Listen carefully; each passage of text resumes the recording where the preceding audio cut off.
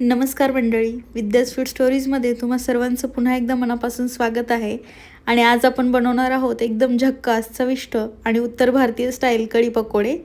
ही dish भातासोबत खायला अप्रतिम लागते आणि अगदी हॉटेलसारखी चव घरच्या घरीच मिळते. चला तर मग सुरुवात करूयात.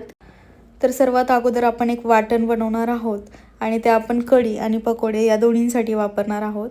तर इथे घेतलेला आहे मी लसूण, त्याचबरोबर पाव चमचा जिरे, थोडीशी स्वच्छ धुवून कोथिंबीर आणि हिरव्या मिरच्या, त्याचबरोबर एक आल्याचा तुकडा. तर हे सगळं मी एकत्रच मिक्सरमध्ये वाटून घेणार आहे आणि थोडंसं मी कढीसाठी वापरणार आहे आणि थोडंसं मी पकोड्यांसाठी वापरणार आहे. तर यामध्ये पाणी न घालता आपल्याला याची पेस्ट करून घ्यायची आहे. तर बघू शकता अशी जाडसर पेस्ट याची झालेली आहे.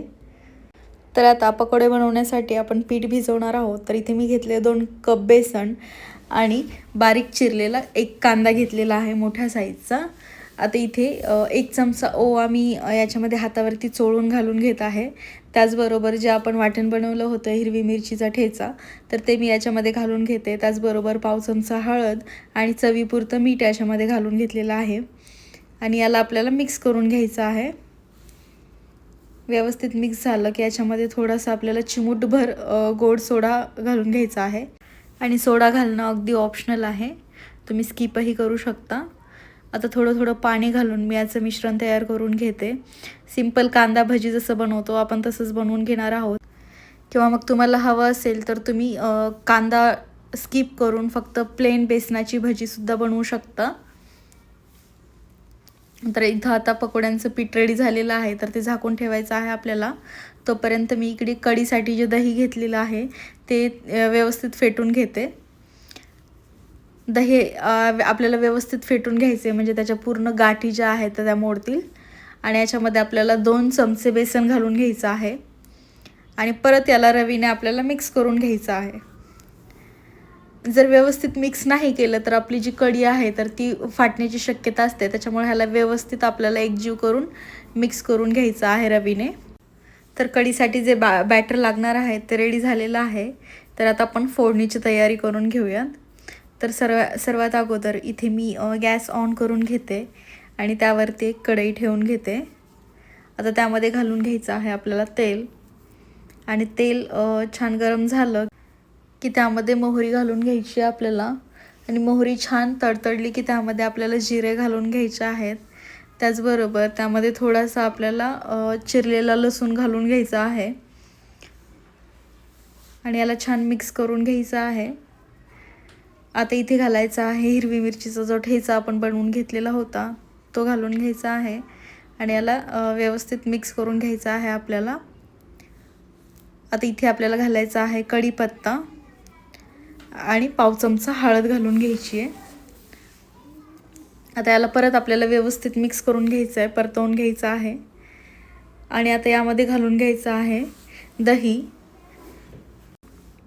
आणि याला परत एकदा मिक्स करून घ्यायचं आहे.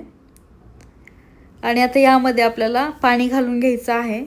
जशी कन्सिस्टन्सी आपल्याला हवी आहे त्या हिशोबाने पाणी घालून घ्यायचं आहे. आणि शक्यतो कढी पातळच ठेवायची आहे आपल्याला, कारण की जेव्हा कढी थंड होते तर तेव्हा ती अजून घट्टसर तयार होते. तर त्याच्यामुळे थोडीशी पातळ आपल्याला ठेवायची आहे. आता यामध्ये चवीपुरतं मीठ घालून घ्यायचं आहे आणि याला परत एकदा व्यवस्थित आपल्याला मिक्स करून घ्यायचं आहे. आणि आता कढी उकळती आहे तोपर्यंत मी इकडे पकोडे तळून घेते. तर इथे हाताने पण पकोडे तुम्ही टाकू शकता, पण मी तर चम्मचने टाकलेले आहेत. आणि अशा पद्धतीने एक घाणा माझा तयार झालेला आहे. आणि याला आपल्याला दोन्ही साईडने व्यवस्थित तळून घ्यायचं आहे. छान लालसर होईपर्यंत आपल्याला तळायचं आहे, नाहीतर आपले जे पकोडे आहेत तर ते आतून कच्चे राहतील. तर अशा पद्धतीनं माझे पकोडे जे आहेत ते तळून झालेले आहेत. आणि अशा प्रकारे मी सर्व पकोडे तयार करून घेतलेले आहेत, तळून घेतलेले आहेत. तर आता इकडे आपली जी कढी ठेवलेली होती तर ती पण कढी उकळलेली आहे. आता याच्यामध्ये थोडेसे पकोडे मी घातलेले आहेत आणि थोडेसे मी असेच ठेवलेले आहेत खाण्यासाठी सोबत. तर आता इथे तडका तयार करून घेऊयात आपण. तर इथे एक तडका पॅन घेतलेला आहे. आता त्यामध्ये सुकी लाल मिरची जी असते तर ती घालून घ्यायची आहे. त्याचबरोबर फक्त रंग छान येण्यासाठी इथे काश्मीरी लाल तिखट मी घेतलेला आहे आणि याला व्यवस्थित मिक्स करून घ्यायचं आहे. आणि हा झाला आपला तडका तयार. तर हा आपल्याला घालून घ्यायचा आहे कढीवरती. त्याचबरोबर यावरती चिरलेली कोथिंबीर आपल्याला घालून घ्यायची आहे. आणि तयार झाले आपले गरमागरम नॉर्थ इंडियन स्टाईल कढी पकोडे.